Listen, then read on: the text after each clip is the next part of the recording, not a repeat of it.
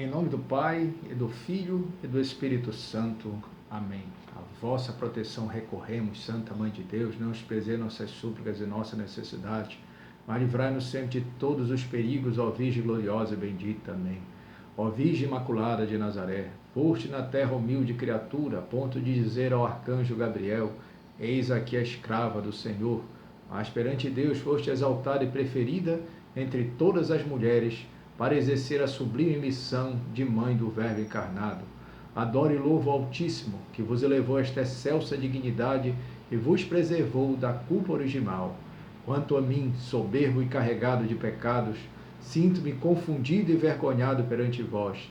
Entretanto, confiado na bondade e ternura do vosso coração imaculado e maternal, peço-vos a dita de imitar a vossa humildade e participar de vossa caridade, a fim de viver unido pela graça ao vosso puríssimo Filho Jesus. Para alcançar esta graça, quero com intenso afeto, filial devoção, saudar-vos com o arcanjo Gabriel. Ave cheia de graça, o Senhor é contigo. Amém. O Senhor esteja conosco, Ele está no meio de nós. Proclamação do Evangelho de Jesus Cristo, segundo João. Glória a vós, Senhor. Naquele tempo, levaram então consigo Jesus. Ele próprio carregava sua cruz para fora da cidade, em direção ao lugar chamado Calvário, em hebraico Gólgota. Ali o crucificaram e com eles outros 2 ladrões, um de cada lado e Jesus no meio. Pilatos redigiu também uma inscrição e a fixou em cima da cruz. Nela estava escrito: Jesus de Nazaré, Rei dos Judeus. Muitos dos judeus leram esta inscrição porque Jesus foi crucificado perto da cidade. A inscrição era redigida em hebraico, em latim e em grego. Os sumos sacerdotes dos judeus disseram a Pilatos: não escreva Rei dos Judeus, mas sim, este homem disse ser o Rei dos Judeus. Respondeu Pilatos: os que escrevi. Depois os soldados crucificaram Jesus, tomaram as suas vestes e fizeram delas 4 partes, uma para cada soldado. A túnica, porém, toda tecida de alto a baixo, não tinha costura. Disseram, pois, uns aos outros: não a rasguemos, mas deitemos sorte sobre ela para ver de quem será. Assim se cumpria a escritura: repartiram entre si as minhas vestes e deitaram sorte sobre a minha túnica. Isso fizeram os soldados. Junto à cruz de Jesus estavam de pé sua mãe, a irmã de sua mãe, Maria, mulher de Cleofas, e Maria Madalena. Quando Jesus viu sua mãe perto dela, o discípulo que amava, disse: mulher, eis aí o teu filho. Depois disse ao discípulo: eis aí a tua mãe. Palavra da salvação. Glória a vós, Senhor. Olá, meus irmãos, salve Maria. Ave Maria, cheia de graça, o Senhor é convosco, bendita sois vós entre as mulheres, e bendito é o fruto do vosso ventre, Jesus. Santa Maria, Mãe de Deus, rogai por nós, pecadores, agora e na hora de nossa morte. Amém. Meus irmãos, hoje eu tenho para falar sobre um título de Maria, uma verdade de fé de Maria, chamada Maria Corredentora. É uma verdade de fé que não foi definida como dogma, mas faz parte do magistério da Igreja. E todo magistério pressupõe um dogma de fé. Hoje nós vivemos uma polêmica muito grande a respeito de que Maria é ou não a corredentora. Eu creio verdadeiramente que é, porque é ensino do magistério da Igreja. Nós já falamos algumas vezes que o católico não tem a Bíblia como sua autoridade máxima. A Igreja Católica está acima da Bíblia. Ela não está acima da palavra de Deus, que é nosso Senhor Jesus Cristo. E lembrar que nem tudo está na Bíblia e que se o católico quiser só o que está na Bíblia, é melhor então ele ser protestante, porque nem tudo está na Bíblia. Exemplo que nós já falamos também. Existem 3 fontes de palavra de Deus. A palavra de Deus não é um livro, é uma pessoa divina, nosso Senhor Jesus Cristo. E esta pessoa divina, esta palavra de Deus é transmitida em primeiro lugar pelo Sagrado Magistério. Ou seja, foi pelos apóstolos pelo que Jesus conferiu esse poder, essa autoridade de batizar em nome do Pai, do Filho e do Espírito Santo e de ensinar. E esses apóstolos tiveram sucessores que são os nossos bispos. Então, em primeiro lugar, a primeira fonte de transmissão da palavra de Deus é o magistério, o sagrado magistério. Depois dessa transmissão, o sagrado magistério, para transmitir esta palavra de Deus, fez uso da tradição, da sagrada transmissão, ou sagrada tradição. Portanto, depois do sagrado magistério, a sagrada tradição é a segunda fonte de transmissão da palavra de Deus. E, por fim, a Sagrada Escritura. Parte dessa sagrada transmissão foi escrita nos Evangelhos, nas cartas de São Paulo, São João, São Pedro, São Tiago, os Atos dos Apóstolos, Apocalipse. Né? Então, ali. Então, nem tudo está na Bíblia.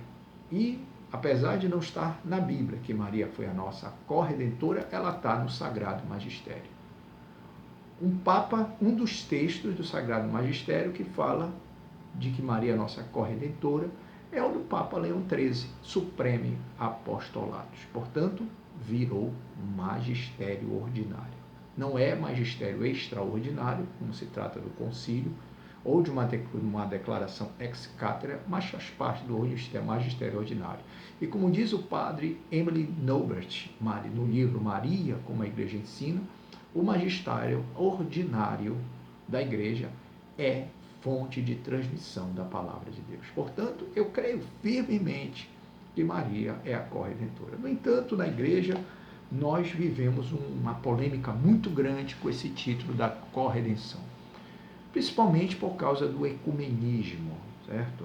Que eles começam a falar que Jesus não precisava de Maria. Realmente, Jesus não precisava de Maria, mas ele quis precisar. Ele não precisava. Ela sozinha, a cooperação dela não foi suficiente, nem seria para a nossa salvação.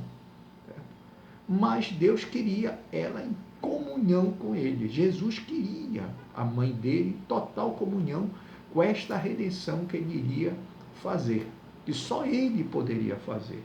Então, a gente enfrenta na igreja dois tipos de abordagem de Mariologia. A Mariologia cristológica e a Mariologia eclesiológica. A Mariologia cristológica é aquela Mariologia que a gente vê Maria totalmente configurada a Cristo, portanto, superior à igreja. Enquanto que a Mariologia de abordagem eclesiológica é aquela mais escrupulosa, que não quer ver, acha que Maria é a mais importante, mas é um santo que nem os outros, ou seja, faz uma espécie de reducionismo de Maria. Então, há um conflito entre essas duas Mariologias. Por exemplo, se você ler um livro, As Glórias de Maria, do Santo Afonso Maria de Gória, ou mesmo o Tratado da Devoção à Virgem Maria, ou então o livro Maria, Mãe do Salvador, Nossa Vida Interior, do Padre Garrigou Lagrange, e com outros livros que, para não causar polêmica, não vou citar os autores, você vê que são mundos teológicos completamente distintos. Esses três autores colocam Maria no lugar dela, outros não, faltam dizer que o culto a Maria é um exagero, certo? Muitos chegam a insinuar que até uma idolatria. Em primeiro lugar, a diferença essencial de um culto de adoração para um culto de veneração não é a forma do culto, é o interior do culto. Por exemplo, eu posso me ajoelhar e ficar contrito diante de uma imagem de Nosso Senhor Jesus Cristo. Como eu posso me ajoelhar e ficar contrito diante de uma imagem de Nossa Senhora ou até outro santo qualquer. Qual a diferença do culto? Está no nosso interior. Porque quando eu me ajoelho diante de uma imagem de Nosso Senhor Jesus Cristo, em primeiro lugar, eu não estou adorando a imagem dele. Porque a gente nunca declarou que a imagem fosse um Deus. Eu estaria cometendo idolatria se eu estivesse acreditando que aquela imagem tinha poder de um Deus. Não, eu estou adorando Jesus, que é Deus, adorando. Adorar significa declarar que aquele ser humano é Deus Criador. É um ser infinito. Tá? Então, quando eu me ajoelho perante a imagem de Nosso Senhor Jesus Cristo na cruz, eu não estou adorando a imagem de Jesus, eu estou adorando Jesus, que está representado naquela imagem. Adorar, quando eu faço aquela adoração, eu estou me colocando e dizendo, tu és o meu Deus verdadeiro. Tá? Eu estou ajoelhado, orando. Muito bem, eu posso ir diante de uma imagem de Nossa Senhora e também me ajoelhar e ficar em contrição. Com a diferença é que eu não estou adorando Nossa Senhora. Por que eu não estou adorando? Porque no meu interior eu não estou declarando que ela é Deus, porque eu sei que ela não é. Mas eu estou prestando um culto de veneração, de amor, é adulia. No meu interior eu estou dizendo, tu és a mãe de Deus, tu és linda, tu és a nossa intercessora, tu és a nossa mediadora, tu és a nossa advogada, tu és a tesoureira das graças, tu és a dispenseira das graças. Assim que eu estou falando, mas não estou declarando que ela é Deus. É o mesmo culto e na forma, mas não no fundo. É isso que é importante saber. Dois tipos de culto, latria e dulia, sendo que para Nossa Senhora a gente denomina de hiperdulia, e para São José, protosdulia, que é o primeiro culto de veneração após a hiperdulia, que é a veneração da Virgem Maria. Então é importante nós deixarmos isso bem claro. Tá? Para muitos católicos hoje, foram, vamos dizer assim, maculados com esse escrúpulo mariano, achando que a gente se apegando demais a Maria, a gente vai se afastar de Jesus. Em primeiro lugar, meus irmãos, o culto mariano é um culto essencialmente cristão. Não existe Jesus sem Maria, nem Maria sem Jesus. Como não existe Maria sem igreja, nem igreja sem Maria. Querer Jesus sem Maria é querer Jesus pela metade. O próprio São João Bosco, naquele sonho, ele viu duas colunas entre uma barca que se apoiava em duas colunas. A coluna maior era a coluna da Eucaristia, ou seja, de Nosso Senhor Jesus Cristo. E a outra coluna tinha uma imagem de Nossa Senhora Auxiliadora. E no meio dessa barca, numa corda amarrada nessas duas colunas, estava a barca de São Pedro, que é a igreja. Então, onde não há Maria Eucaristia, não há verdadeiramente igreja. Infelizmente, quer queira ou quer não. Então, isso é uma verdade de fé.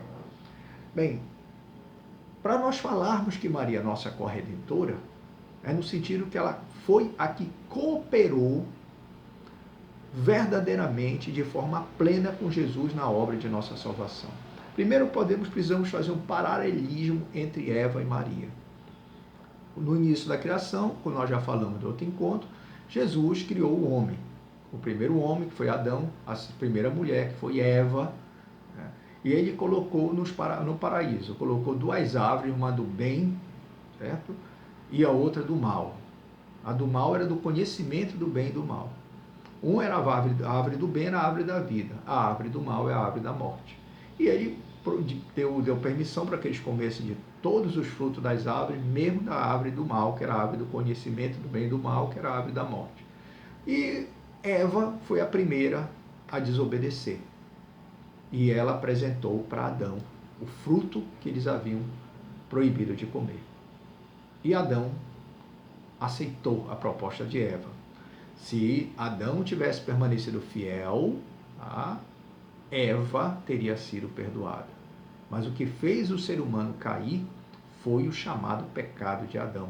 Foi o pecado pessoal dele, que nos transmitiu a morte. Desde quando Adão e Eva pecaram, a morte entrou no mundo. E todo mundo que passou a morrer antes de Jesus, antes da morte de Jesus Cristo, morria de corpo e de alma, ia para o limbo, para o Sheol, para o Hades, a mansão dos mortos, e ali ficava. Okay? Todos antes de Jesus, inclusive São José, São João Batista, São Joaquim Santana, Santa Isabel, todos que vieram, que morreram antes de Jesus, sofreram esta morte eterna. Mergulharam no Sheol, no Hades, nos infernos. Tá?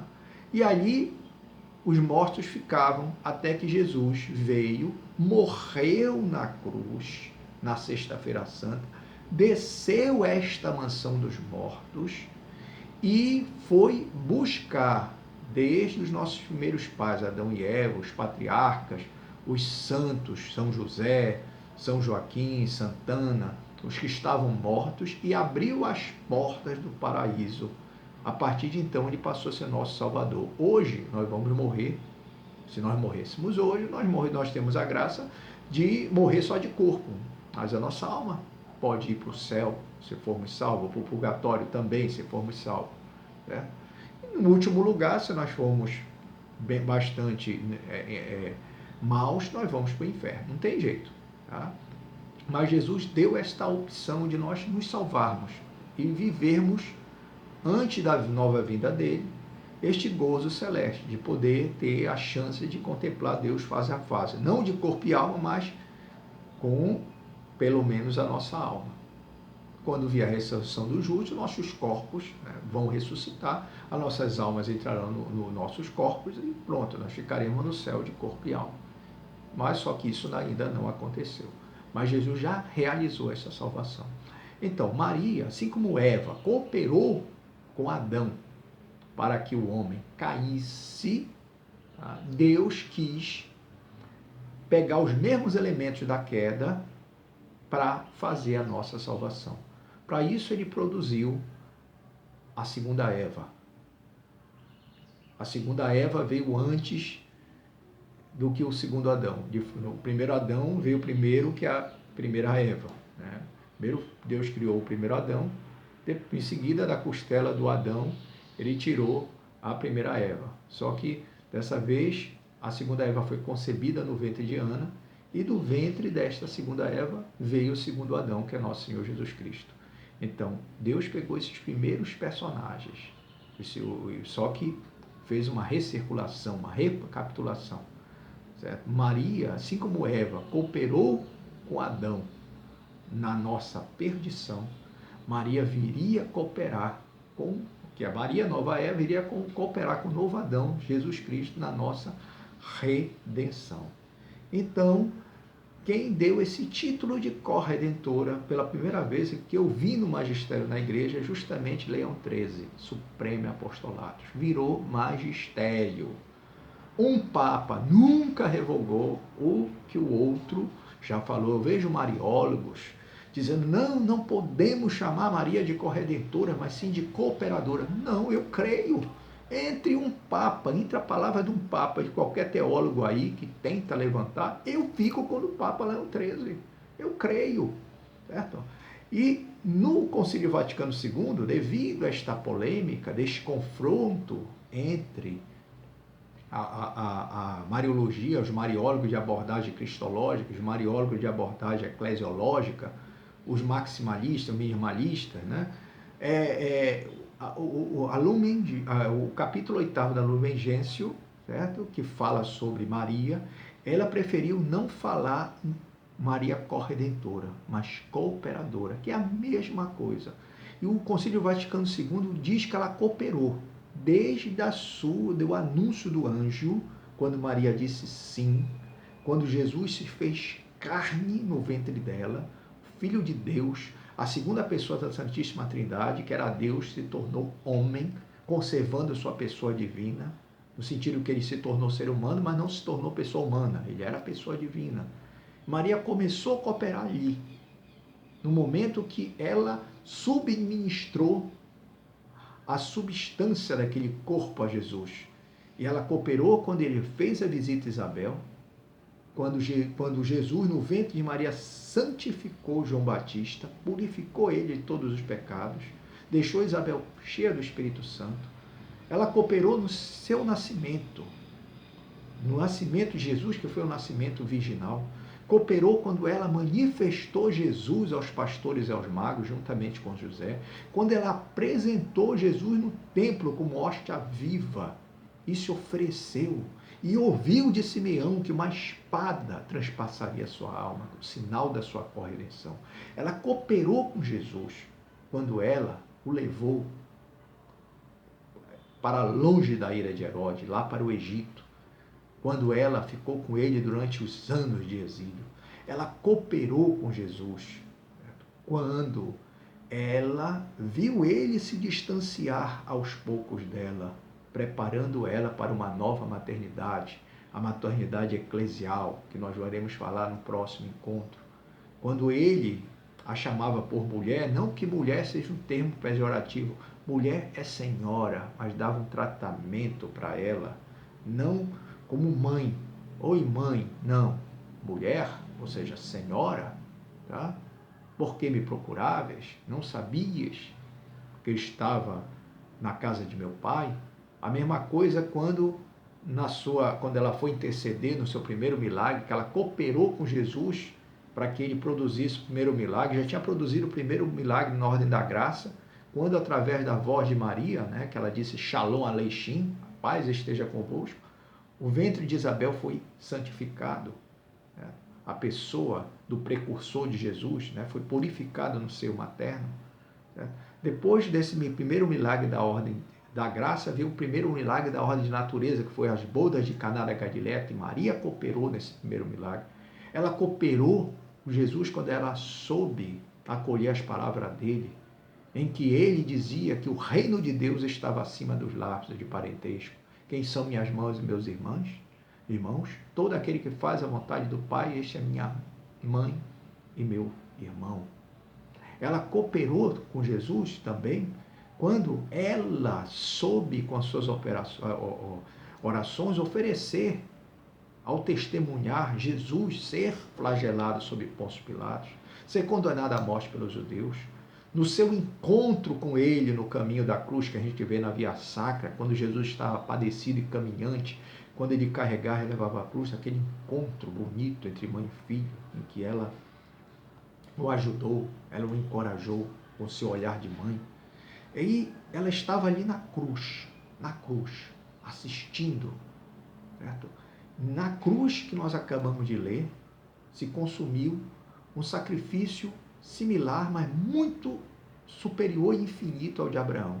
Da mesma forma que Abraão pegou Isaac, colocou lenha na costa dele, fez ele subir ao Monte Moriá, para lá ir sacrificar, mas no momento do sacrifício o anjo não permitiu.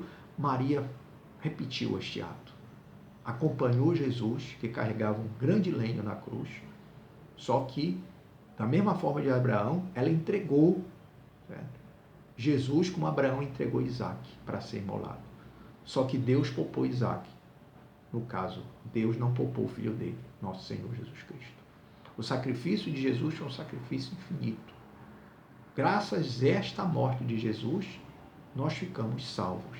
Depois da morte de Jesus, como já dissemos, ele desceu à mansão dos mortos e salvou todos aqueles que tinham morrido antes dele e abriu as portas do céu. E está ali pronto para nos acolher.